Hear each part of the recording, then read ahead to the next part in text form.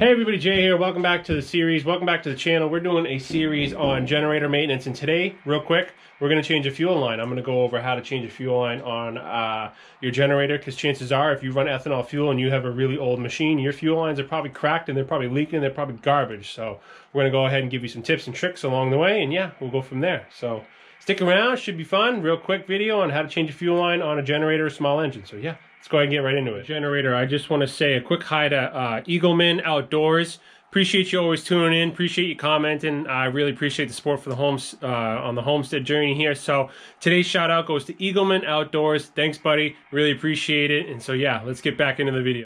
Dun dun dun. All right, here we go, everybody. This is real quick, real basic video.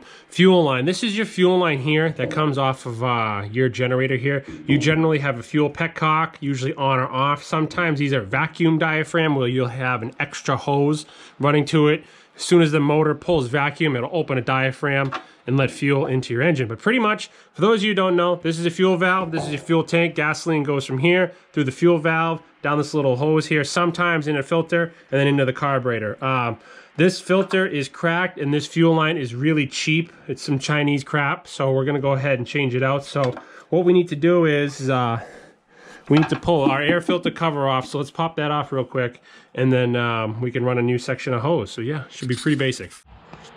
All right, everybody, so we got our cover off. I don't want to leave that on. We got our cover off here, and as you can see, this is your fuel line. It comes from your petcock here, down the fuel line through a filter, and into the carburetor here. So all you have to do, pretty much, is if you have hose clamps or these little cheesy metal band clamps, remove these band clamps, and then generally, depending on how old the machine is, you can pop it off by hand, or you might need a pair of pliers. So we're gonna go ahead and pop this off here, and then we're gonna get a new piece of line.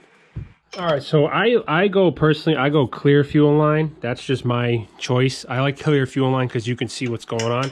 But pretty much all you want to do is you can pop one side on here, generally your fuel valve here, and then just give yourself a little bit of extra. Don't have a kink though. Actually, there's a kink in that line from it being wrapped up in the package. So we're gonna use this other side here. We're gonna slide this on here. These are barbed fittings. So we're gonna slide this on here, and we're gonna put my thumb about right where we wanna cut. I think that's pretty good. There's a fuel filter in here, so we're gonna eliminate the inline one. So I think that looks good. So we'll hold on to this here. We'll cut this, and then we'll come back and we'll pop it on. All right, so now that we got our piece of fuel line cut, again, we just want to slide it over our barbed fittings there, slide this one over here, and that's pretty much it. Now, I don't have any, but I have to get some small hose clamps. So you always want to make sure you have a hose clamp on each fitting. But yeah, that's pretty much it. Good to roll. So I'm going to go get some hose clamps, clamp it down. That's pretty much it. Put everything else back together, and off you go. Also, too, the reason you go clear is, let's say you have an issue with your generator. Maybe it's stalled. Maybe it just ran out in the middle of the night. When I turn that fuel on, I know it's clear. I know that fuel is getting to that carburetor. So that's why I run clear fuel line. All right, everybody, that's it. Just another quick video series on generator maintenance. Make sure you get the right diameter. Make sure you get hose clamps or those pinchy barb clamps, whatever they're called.